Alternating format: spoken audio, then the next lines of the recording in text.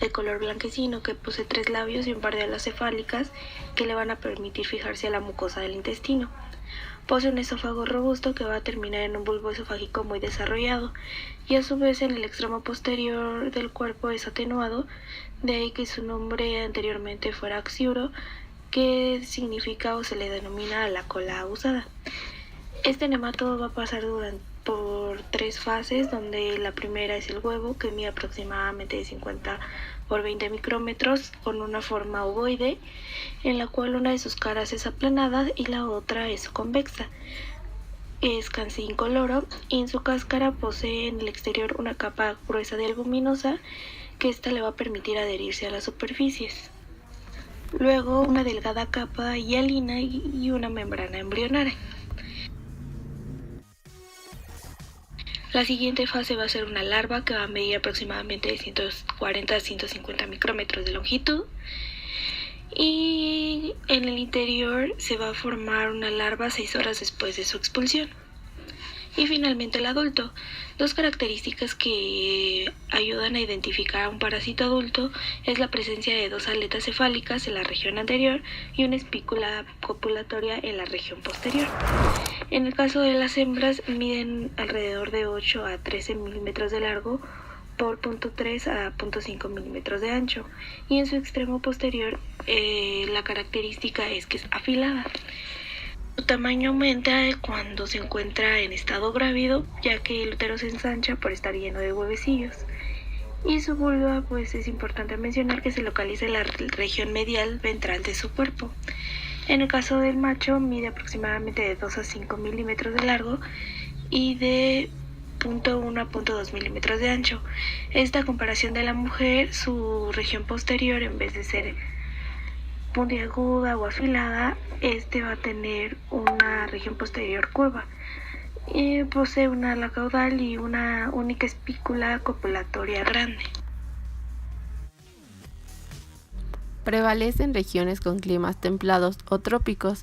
Además, prevalecen condiciones de hacinamiento y falta de higiene.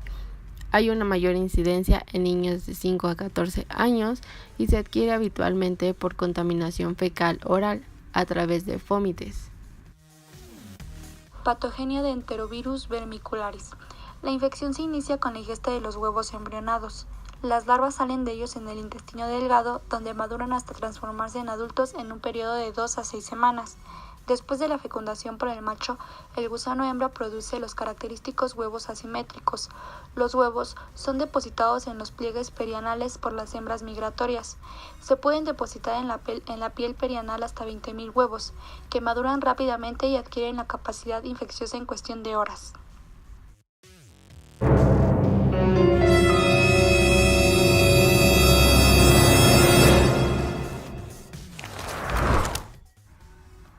Los signos y síntomas que presenta la enterobiosis son el prurito perianal y vulvar, bruxismo, que es el hábito inconsciente de rechinar los dientes, trastornos del sueño, pérdida de apetito y peso y malestar abdominal.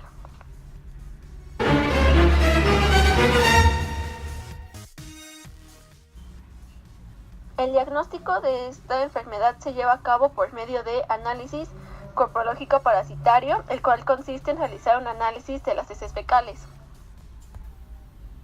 El análisis es positivo en un 10 a 15% de los casos en los que podemos identificar los huevos del parásito o identificar a los gusanos adultos.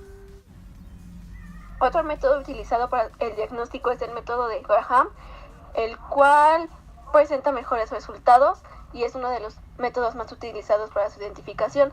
Se lleva a cabo mediante una cinta adhesiva transparente colocada en un portaobjetos. Consiste en presionar directamente el adhesivo contra las paredes del ano, retirar y mirar al microscopio. El tratamiento para enterobiasis se dividirá en 2 partes. Uno es el reforzamiento de las medidas de higiene, como el aseo personal, el corte de uñas, cambio de la ropa de cama, limpieza de juguetes y objetos que pudieran actuar como fomites.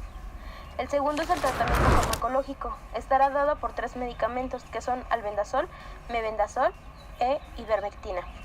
En el caso del albendazol es un larvicida, ovicida y vermicida. Su vía de administración es oral. Será metabolizado en hígado y excretado por vía renal.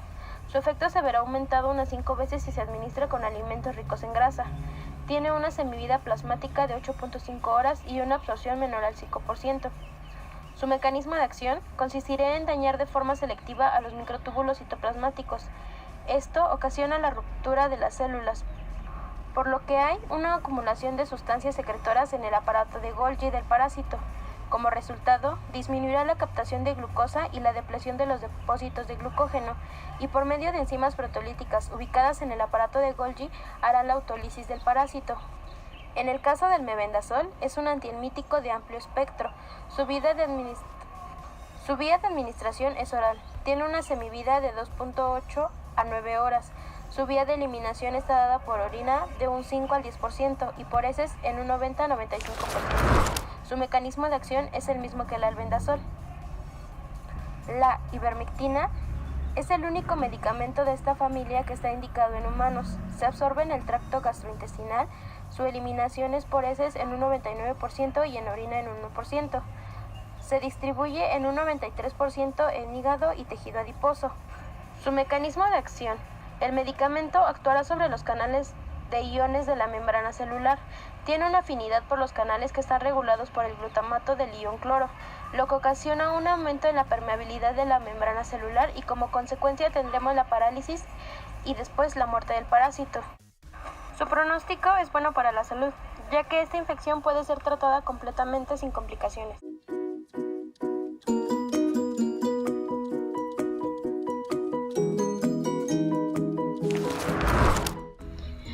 Como ya mencionamos, son parásitos de una gran variedad de especies.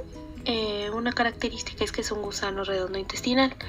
Pertenece a los helmintos y en su parte anterior del cuerpo está ocupada por un estilete y un esticosoma, que es un esófago glandular.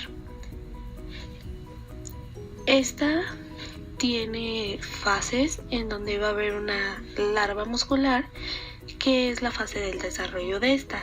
Es de importancia ya que de ahí depende la transmisión, patogenia y el diagnóstico de la triquinelosis. También hay larvas recién nacidas que miden aproximadamente 120 micrómetros de longitud por 7 micrómetros de diámetro y tienen un conjunto de células. Además, en cuanto a larvas musculares, estas tienen una longitud de 1.2 milímetros por 40 micrómetros de diámetro. Y esta es cuando ya se encuentra dentro del músculo esquelético, dentro de una estructura denominada célula nodriza.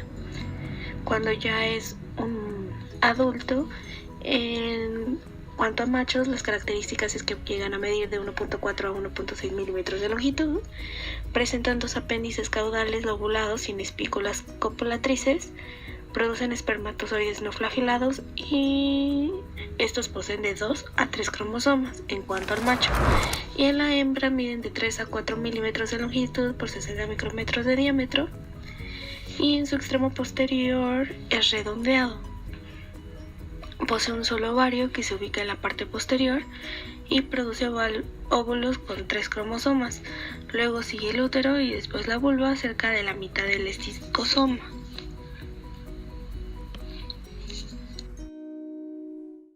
En cuanto a su transmisión, se da por un consumo de carne infectada con quistes y la epidemiología, el grupo más afectado es de 5 a 14 años. Está asociada a la pobreza, la falta de controles sanitarios y hábitos alimentarios.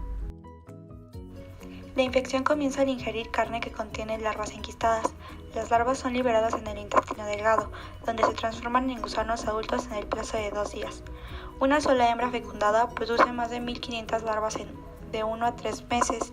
Estas larvas pasan desde la mucosa intestinal hasta el torrente sanguíneo y son transportadas con la circulación hacia diversos músculos de todo el cuerpo, como lo son los músculos extraculares, la lengua, el deltoides, el pectoral y los intercostales, el diafragma y el gastrocnemio.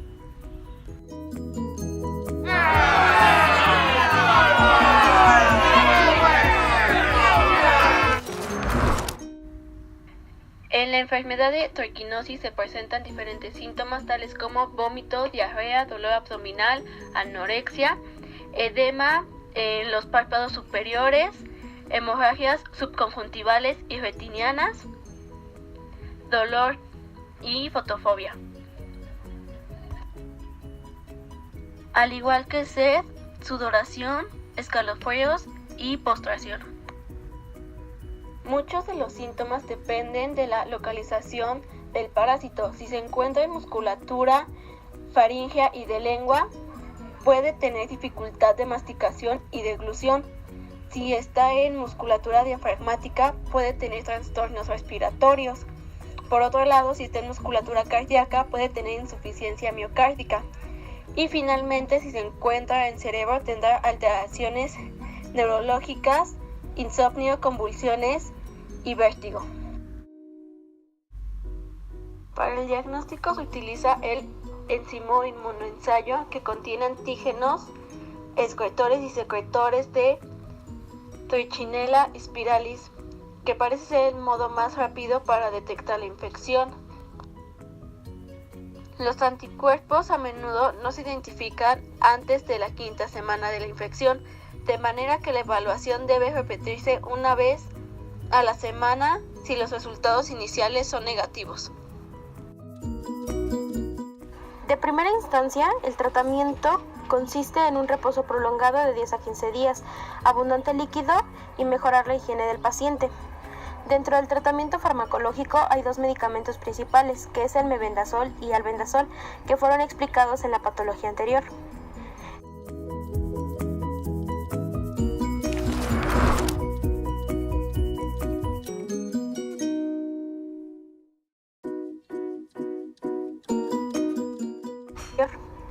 En casos graves de la triquinosis, se asociará alguno de los 2 medicamentos anteriores con prednisona.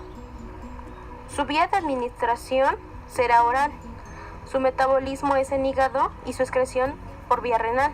Sus niveles máximos en sangre se alcanzarán alrededor de 1 hora.